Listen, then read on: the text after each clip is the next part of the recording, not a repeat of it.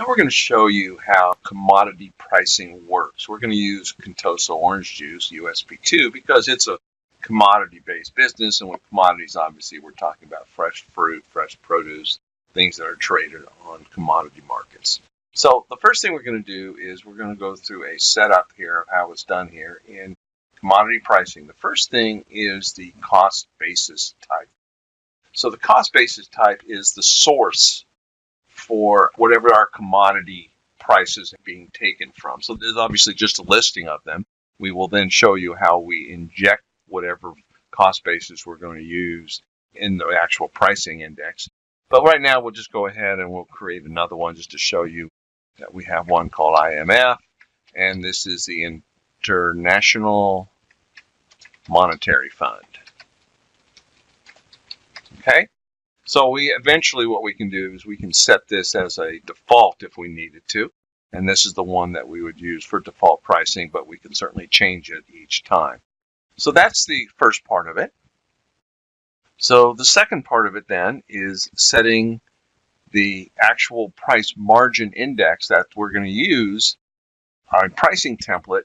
So how are we going to do this with our particular products? Well, being in the orange juice business, we use oranges and we use apples. In this case, we have one called to make apple pie. So let's go into our oranges one, and we're going to look at the quantity and margin template. So if we look at this, we can see that we've got a couple already. So what we're doing in here is we are listing the product. Now, I'm going to go into edit mode, and you see these products are not the oranges themselves, but the result of using the commodities, such as the oranges. So obviously we have pure orange juice extracted, and we've got another one which is frozen concentrate, I believe, frozen concentrated orange juice. So we're going to go ahead and add a new one, and we're just going to pick another item that uses our commodity of orange juice, and we'll just make this P7000 since it uses oranges in its formula. So we can go through here. If we had sizes, colors, and styles, we would indicate those. And obviously we can make it for a particular site or just leave it blank for all sites. So the party code then is going to be based on a table, for example, and that will give us be able to pick particular customers that we would have. But if we're going to do it, we may have some relationship, maybe an agreement with a customer that they're going to be charged something specifically based on the commodity price index, sort of like a guaranteed price, cost plus type situation. But we're just going to go ahead and say all for this particular example. So what in this case we're going to do for the quantities, we're just going to do it by one. That seems like the standard here that you can do it for. So that would be the from quantity here will be 1. And then you can see I have another one. I'm going to just put this one to 100. So what would be the cost multiplier of that particular commodity if, in fact, we're going to base our pricing on that? So based on this, I can put down, you can see I have one that's going to be flat exactly. It's not going to charge any index there, but it's going to charge a 25% margin.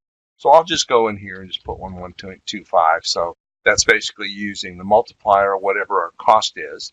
And then we can put a margin that we want to make, or we can simply put in a percentage here, and I'll just put in a 18% margin for this.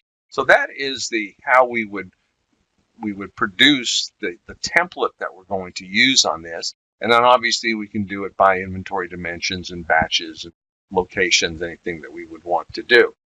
So once we have the commodity pricing template set, we have a job that we would run over here in commodity pricing, which would be to create the price and margin data.